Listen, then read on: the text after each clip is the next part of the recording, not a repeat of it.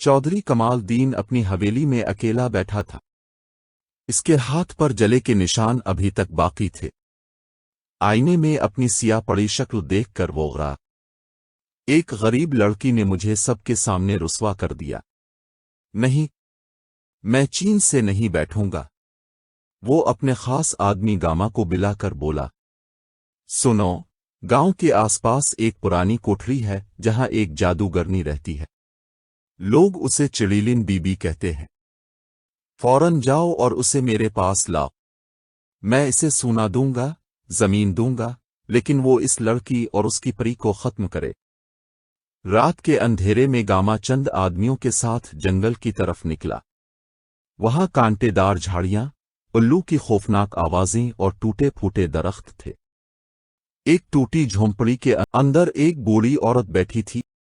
वो हुनकार कर बोली, कौन है? गामा ने कपकपाते हुए कहा, बीबी, चौधरी साईं ने आपको बुलाया है। चिड़ीलिन बीबी कहकहा मार कर उठी, हा हा, लगता है किसी ने उसे हरा दिया है। ठीक है, ले चलो मुझे। अब देखती हूं ऊपरी मेरी ताकत का मुकाबला कैसे करेगी। अगले दिन गांव में अजीब वाकया हुआ। गांव के कुनमे का पानी काला हो गया। औरतें बर्तन लेकर पानी भरने आईं तो चीख उठीं।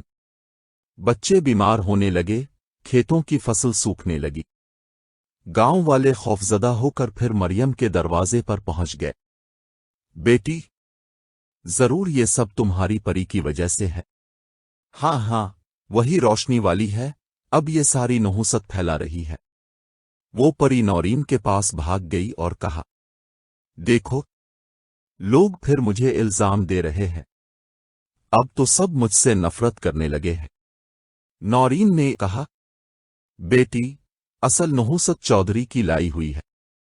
उसने एक जादूगरनी को बुलाया है।